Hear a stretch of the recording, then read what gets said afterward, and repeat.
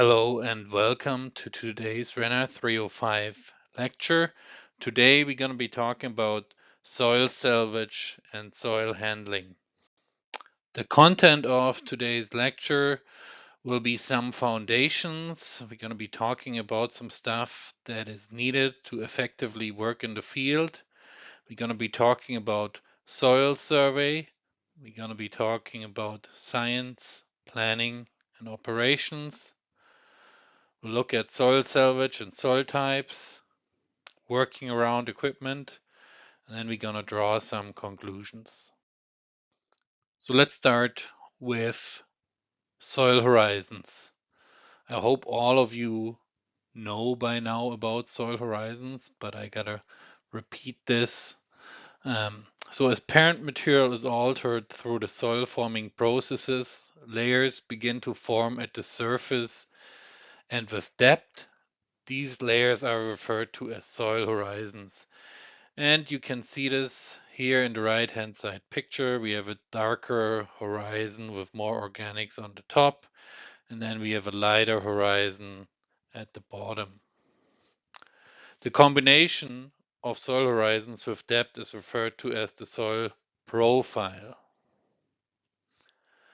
The three-dimensional soil profile is referred to as the soil pedon.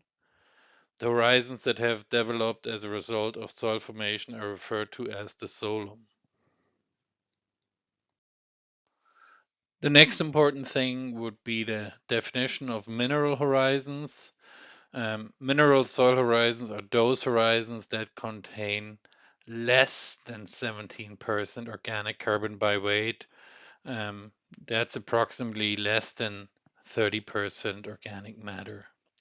The main types of mineral horizons are the A horizon. This is a surface horizon in the zone of leaching and organic matter accumulation. The B horizon is a subsoil horizon in the zone of accumulation of material leached from the A horizon. The C horizon is the unaltered, unconsolidated parent material. Important to know is also the R horizon, that is consolidated bedrock, or the W horizon, which is a water layer that may occur in saturated soils. The before mentioned definitions are really important for approvals when you talk, for example, about subsoil salvage. Then you might want to know, for example, what is a subsoil horizon, what is a surface soil horizon, and for that reason, we are talking about those parameters. So the A, B, and C horizons are characterized using lowercase letter descriptors. A horizon descriptors, there's the E, a horizon that has been alluviated. Then the G, and that is bold because that might be important in a salvage scenario because it might tell you that something might be transitional, that it's getting a little wetter here. So the G stands for horizon that has been saturated with water long enough to exhibit clay color or models of iron and or manganese, for example, AEG. Then the H, a horizon with enriched organic matter, for example, AH. J, a modifier of suffixes, e.g. NT, that indicates a weak expression of the descriptor. K, a horizon that contains the presence of lime, carbonate minerals. Then P, a horizon that has been disturbed by cultivation, for example, AP. And then S, and that's bold again because that might be important. A horizon that contains soluble sodium, magnesium, or calcium sulfate or chloride salts, for example, AHKS. This information might be really important when you look at soil survey data. You see a horizon that is characterized by an S, the presence of salts. So that might tell you something about the suitability of those materials. And for that reason, this information is really important and crucial for you.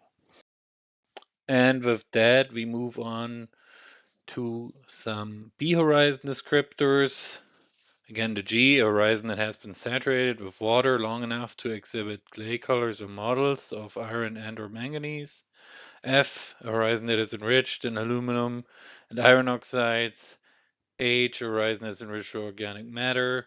J, a modifier of suffixes F, H, G, and T. V, that indicates a weak expression of that descriptor. M, a horizon that has been modified by a variety of processes such as hydrolysis or oxidation that has resulted in the development of different structure or color from that of the underlying parent material, for example, BM. That would, for example, be typicals for brunosol that you'd find in the oil sands. And then N, again, bold, because it's really important, and you might want to look at the soil survey data closely when you see an N. That is a horizon that has an accumulation of sodium such that the ratio of exchangeable calcium to exchangeable sodium is greater or equal to 10. Then we again have the S, a horizon that contains soluble sodium, magnesium, or calcium sulfate or chloride salts. Then the T, a horizon that has an accumulation of alluvial clay originating from the overlying A horizon, typical for alluviosolic soils. And then the V, a horizon affected by argilly pedoturbation as manifested by disruption and mixing caused by shrinking and swelling of the soil mass. And with that, we move on to the C horizon descriptors. We have the Ca, a horizon that contains an accumulation of lime carbonate minerals relative to the underlying parent material. Then again, the K, a horizon that contains the presence of lime. Then again, the bold one, S, a horizon that contains soluble sodium, magnesium, or calcium sulfate, or chloride salts. And then again, the Sa, a horizon that contains an accumulation of soluble Na, magnesium, or calcium sulfate, or chloride salts relative to the underlying parent material. So when you see those, the alarm bells should go off, and you should be checking if the material is suitable. And with that, we move on to organic soil horizons. Organic soil horizons are those horizons that contain greater or equal 17% organic carbon. The main types of organic soil horizons are the F horizon, a horizon with an accumulation of partly decomposed organic matter derived from upland vegetation. Some of the original plant material structures are difficult to recognize. Then the H horizon, a horizon with an accumulation of decomposed organic matter derived from upland vegetation in which the original plant material structures are indiscernible. And the L horizon, a horizon with an accumulation of organic matter derived from upland vegetation in which the original plant material structure is readily discernible. And then the O horizon, a horizon developed mainly from mosses, rushes, and woody vegetation of wetlands in varying states of decomposition. So with that, we move on to the next slide. The LF and H horizons are the leaf litter horizons found in upland forest. Lowercase suffixes are not used with these horizons, and whenever you find an LF and H horizon, you're typically conducting upland soil salvage in this area. Horizons, however, are the peat horizons associated with wetlands, bogs, and fens. Three lowercase suffixes are used to distinguish between the degree of decomposition. We got F for fibric. Decomposition is very limited and the botanical origin of the material is readily identifiable. M, mesic. Organic material is moderately decomposed such that the material is partly modified physically and biochemically. And then H, humic. Organic material is highly decomposed and humified, and botanical origin of the material is indiscernible. And if you have an O horizon, you might be in a transitional zone, you might have an organic soil, you might have a peaty clay soil. Um, And that will then drive the type of soil salvage that you will be conducting here. Just a quick note, the degree of decomposition of organic horizons is measured by the Foucault scale of decomposition. And we got those different ratings, 1 to 4 for fibric, and then 5 to 6 would be mesic, and then 7 to 10 would be humic, and that would then range from undecomposed, extremely fibrous, to completely decomposed, extremely greasy. Another really important thing to know would be the soil types, and you really should be comfortable hand texturing when you're out there. Sand, silt, clay, fine gravel, know the definitions. That is really important. And for your reference, I have included this table, so you can just have a look at this on your own time. Clay, silt, sand, gravel. It's also good to know, what is the size for cobbles, what is the size for boulders. Um, those are important definitions. So we are almost done with the foundations. Let's briefly talk about the Canadian system of soil classification. I'm sure you all are familiar with the classification hierarchy, order, grade group, subgroup, and then you should know the Canadian soil orders and the key features. What is it? Brunosolic, Janusemic, Cryosolic, Glasolic, Luvosolic, Organic, Potsolic, Regosolic, Solnetzic, and Verdisolic. You might want to look up which of those soils you'd find in Alberta. That is always good to know. And that we move on to the next slide. What you see here is the Canadian system of soil classification. If you don't have a hard copy yet, I strongly recommend you get one. It's a really useful resource that you'll need in the field, especially when you're getting out there and you're new to the field. So as we have already talked about the hierarchy of the classification system, I just want to point out the terminology of series, which is the most specific level of information that you'll typically get from a soil survey report. And with that report, you then can go in the Alberta soil names file. So with that, we move on to the Alberta soil names file and the soil correlation areas of Alberta. And when you're looking at the oil sands, for example, which would be somewhere up here, you'd know that this is in SCA 20. And then you could go into the document and identify the series that have been described for this area, and you could figure out the specifics of those soils. Quick note on soils. When you're looking at this soil here, at the soil profile that you typically find in a forest, LFH, AE, BT, and you wouldn't know right away what it is, then I'd recommend you to have a soil science refresher if you want to do any reclamation work, because knowing those things and being able to identify those soils in the field is really crucial to be good at your job. And with that, we move on to soil survey. So before we get into soil survey, I briefly want to talk about map scale. It's important to understand the concept of scale when using soil survey reports. Scale is represented as a ratio of distances. For example, 1 to 126,720, and that then basically means 1 unit of distance on the map.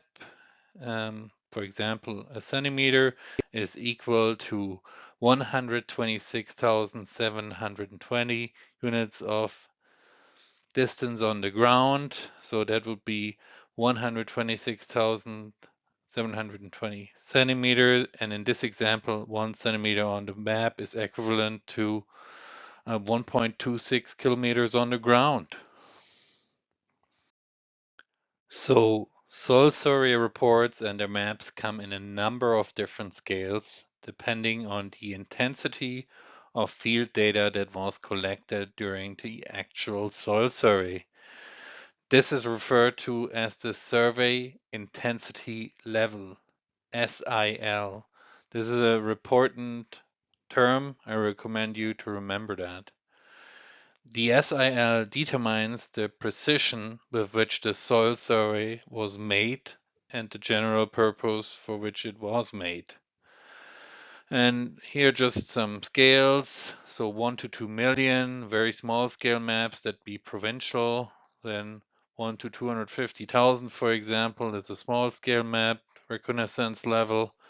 And then 1 to 5,000 large scale maps with a detailed level of information. So with that, we move on to detailed information on the survey intensity level. And in the field of soil salvage and reclamation, I strongly recommend that you have a survey intensity level of 1. That means you have at least one inspection in every delineation, boundaries checked in the field along the entire length in open country, or at least 30% of the boundary in wooded country. One soil inspection represents 1 to 5 hectare. How are you doing this? Traverses primarily on foot, less than 0.5 kilometers apart. Profile descriptions and samples for all soils encountered. And the range of the scale that you'd find here is 1 to 14,000 or larger. That'd be 1 to 5,000. That is really a scale you want to be working with in the field when you have to direct equipment, or when you want to advise contractors how to salvage soils.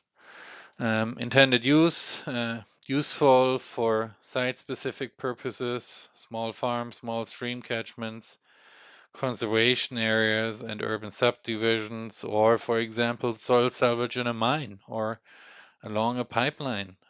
That's where you'd want this kind of information. If your soil survey isn't to this level, then you'll have to have additional ground truthing operations. And as you might imagine, this can be really, really cost intensive. Those other scales that are reported here are in here for your information only, and those are not really relevant for soil salvage purposes. And then for your information, again, only SIL 4 and 5. I'll just skip over the slide. And if you're interested in it, then you can have a look. So with that, it's important to keep in mind that soil survey reports are published at a particular scale based on the SIL used to collect field data, check polygon boundaries, and describe and sample soils.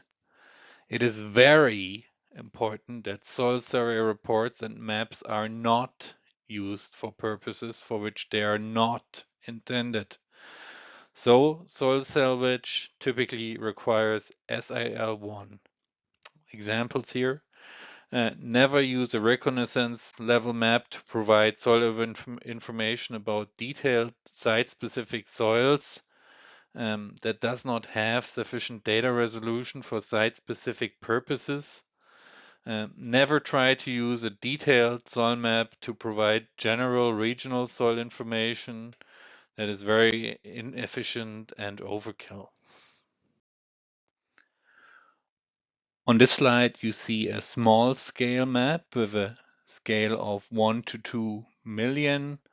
This is the entire province that you can see here. And 1 centimeter on this map corresponds to 2 million centimeters or 20 kilometers. So not any good for soil salvage. And on this slide, you see a more detailed map with soils around the city of Edmonton. The scale here is 1 to 126,720. You see, you get more detail, but this is still not suitable for salvage purposes. It's just here to give you an idea about the maps that are available in the province. Numerous soil survey reports have been published across Canada since the soil survey began in the early 20th century. All of these reports are now available in digital format at the Canada Soil Information System website. I have included the link for you in here, and feel free to check out the website. Who knows, maybe one day you'll be working in an area where you can find a soil survey report online, and that'd be a great help for working in the field. Another good tool that you might want to use is the Alberta Soil Information Viewer. If you have some time, check out the website and see what this tool can do. So with that, we move on to science, planning, and operations. We now have talked quite a bit about soil survey and how you get serious information that you can see in here. You'll see that you'll have details on the order, there will be information on chemistry, on parent material types, on textures, and you'll now have to translate this information into planning language. So that means which soil in here is coarse upland surface soil. Um, you'd be looking for Brunisol with a sandy texture, for example, and then you derive the upland, the coarse upland subsoil from those polygons. You'll have to look at your approval to see if coarse and fine are separated. Sometimes they're mixed together, but the newer approvals typically require separation of those materials. So you'll have fine upland surface soil and fine upland subsoil. Salvage is always required for those. And then you have transitional soil. Transitional soil salvage is typically also required. You'd be looking at clay solic soils with organic horizons that are less than 40 centimeters. And then you'd have organic soils. Those might be areas where you don't have to salvage soils, or if you're running a deficit, you'll have to make up for it and salvage some peat mineral mix. That will all depend on the situation that you encounter in the operations. So as said, everything will depend on regulatory requirements and input from operations and the budget. Can you salvage peat mineral mix? Yes or no? Always review your approval conditions, minimize mixing. Are there any unsuitable materials? And then you have to come up with a plan in which you separate those materials, and then you communicate this plan to operations. And in operations, you'll be working with equipment in the field, typically talk about subsoil, topsoil, dirt, and it'll be your responsibility out there to ensure that regulatory requirements are met so that your soils are separated into those categories, and that will require you to talk to operators, to talk to the foreman in the field, and whenever there's any soil salvage happening, somebody that knows what's going on with soils should be present in the field at all times. And with that, we get into soil salvage in the field. Salvage operations are very often conducted in winter. Um, this is due to the fact that there is less activity of wildlife. We've talked about that in the last lecture. And when you work in winter, it's important that you clear the snow prior to salvage operations. However, clearing snow too early will allow for increased depth of frost, potentially affecting salvage conditions negatively. So that means you might have to rip the soil before you can push it into piles. Um, that will increase the cost and machine hours. So you want to be sure that snow clearing and salvage is happening temporarily close together. Snow mixed in with reclamation material increases the total volume of material handled and results in less accurate soil volume estimates. On top of that, you'll have to pay for hauling the snow. That is something you probably don't want. Although some snow provides additional moisture when placed on post-disturbance landscapes, excessive snow in reclamation materials can saturate the soil after snowmelt, potentially leading to water erosion during high rainfall events in the spring. Salvaging snow with upland surface soil has short-term benefits when the upland surface soil is stockpiled for less than 1 year, but when the snow melts, the stockpiles become increasingly anaerobic. Too much snow incorporated with any type of stockpiled reclamation material creates unstable stockpile and may cause the material to become wetter over time. There is no definitive limit of snow that can be incorporated into upland surface soil. However, operational experience suggests that a 30 centimeter maximum depth is where you want to go. Snow clearing activities should not incorporate any forest floor with the snow that gets cleared off the site. And that is really something you want to communicate to the foreman when you're in the field, that it's okay if they leave like 5 cents of snow on the ground in order that you get to keep the propagules. The source for the information provided here is the best management practice for conservation of reclamation materials in the mineable oil sands region of Alberta.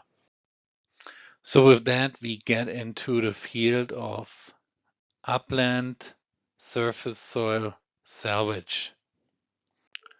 With that, we get to upland surface soil salvage. Upland surface soil is considered the most valuable reclamation material available for use as cover soil. It provides organic matter, plant nutrients, woody debris, seeds, plant propagules, and soil biota. Um, Surface soil typically must be salvaged from all lands to be disturbed. When salvaging upland surface soils, you got to remember that coarse textured soils typically are associated with AB ecosites and are salvaged to a maximum depth of 15 centimeters or the bottom of the AE horizon. Fine textured soils are typically found in C, D, E, or G ecosites and are salvaged to a maximum depth of 30 centimeters or the bottom of the AE horizon. Varying salvage depth impacts propagule abundance and may impact subsequent plant re-establishment and reclamation. Recommending one salvage depth for all soil types is not considered best practice because the use of the salvaged soil may not be optimized. So that already connects to soil survey. you'll need the soil survey information to be able to adapt your depth in the field to follow best practices. The use of pre-disturbance soil survey data and field observations, for example, texture, color change, to determine actual depths of upland surface soil may provide better guidance on salvage depth than basing the salvage on general salvage depths. With that, we move on to subsoil and overburden salvage.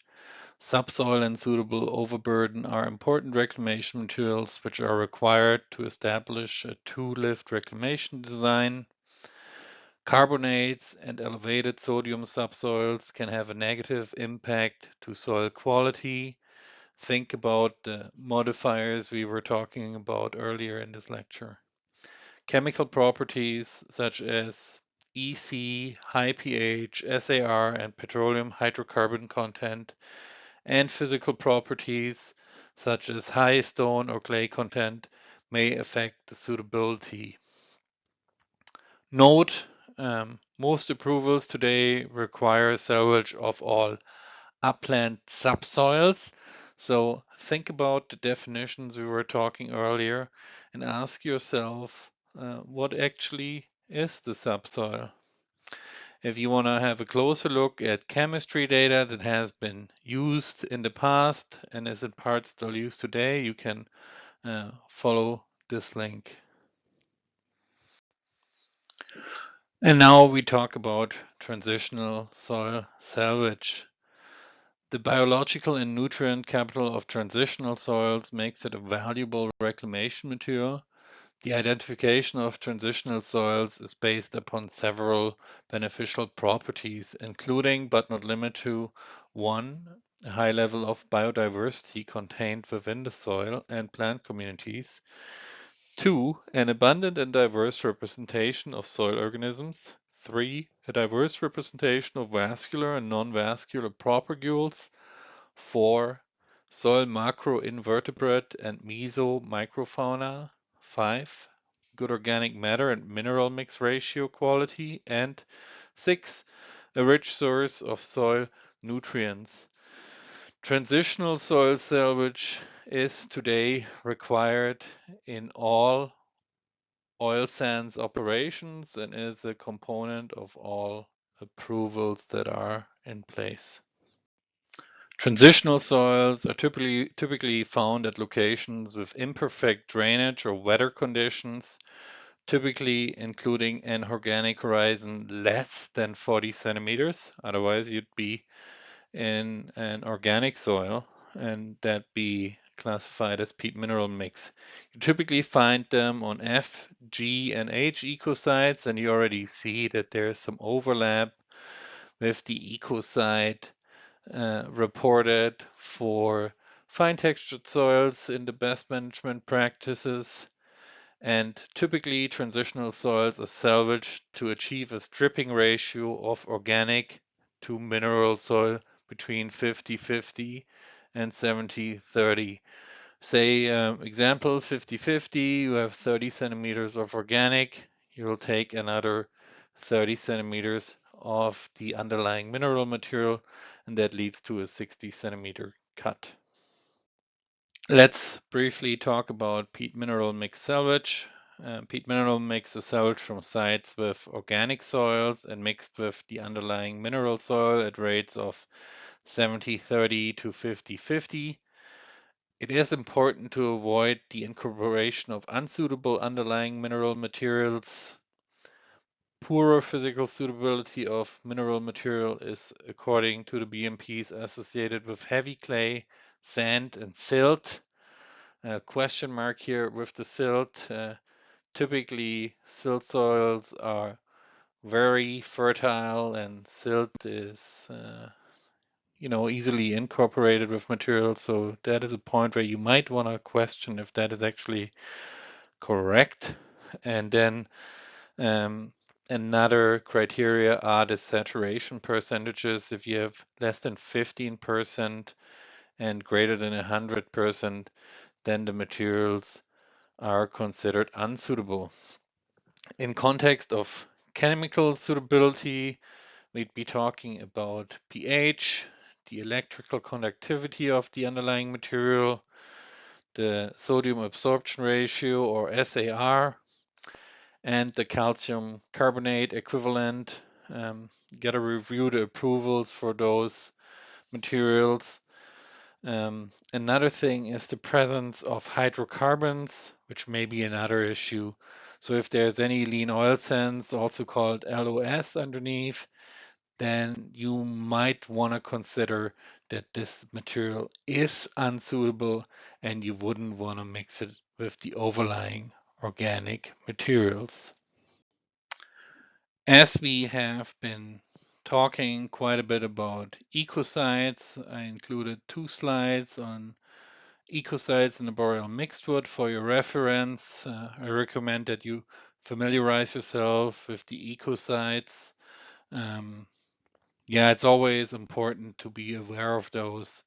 Um, they change and depending on where you are. So if you're in southern Alberta, um, that will mean something different compared to the oil sands and the boreal mixed wood. So be aware of that. And here's the second slide. I'm just gonna skip over that. That's just in here for your information. So let's talk about soil degradation. Um, Pushing fine textured soil over long distances will result in permanent degradation of aggregates. So imagine you have a platy AE horizon. You'll have a dozer that pushes this material over a long stretch, say 80 meters. You can imagine that the aggregates degrade, and that really makes this material susceptible to wind erosion. Another example is driving tired or unsuitable tracked equipment on too wet soil. This will lead to compaction and permanent loss of structure, so permanent damage to the soil. Mixing of surface soil and subsoil materials will lead to permanent degradation of surface soil materials. You will have changes in the nutrient profile. Propagules will be depleted. So um, permanent change to the material, permanent degradation, not good. Another example is the inclusion of unsuitable materials like lean oil sand or clear water overburden. This will permanently degrade reclamation materials. Another point are fuel, oil, or coolant spills that can negatively affect soil quality. Heavy equipment or any equipment, light plants, for example, should not be parked on in situ soils or reclamation material stockpiles. So as we have talked about negative effects, here's the example for compaction and rutting when you're working on soil that is too wet. Working soil when it is too wet leads to compaction and rutting, as you can see here in the picture, and that leads to destruction of soil structure. And once soil structure is destroyed, this can not be reversed. That will be a long-term process, and this then will, for example, affect the ability of plants to root in the material. Um, you'll have a surface grass. There might be tightly packed crumbs. There might be large blocks due to the compaction, and there will be subsoil compaction in the root barrier. You'll get pooling on the surface, as you can see here in the picture. Um, Destruction of soil structure leads to decreased seedling emergence due to surface crusting and surface and subsoil compaction, resulting in reduced porosity, causing reduced water infiltration and retention, as well as reduced gaseous exchange in the root zone. So that will affect the health of plants, and it will also affect the health of soil over a very long period of time. And with that, we move on to working around equipment. It's always important that you familiarize yourself with the lines of sight, and you'll typically learn about that in EHS courses when you're, for example, in a mine. Always follow the site-specific rules for equipment approach. Always carry a radio. It's crucial to communicate with equipment, and make sure that you know the rules when you're out there. Be safe. I put in an example here. Two workers killed as dozer collides with truck at Suncor mine. That happened when I was working up there, and stuff like that can happen really easily if you're distracted, if you're on your phone. Leave your phone away. Don't use your phone when you're driving, when you're in the field. That can be deadly. And yeah, that's where I want to leave it. Um, Keep it in mind. Working around equipment can be really dangerous. And when you're doing soil salvage, you're in the field in proximity to those types of equipment. So make sure to follow all the rules when you're out there.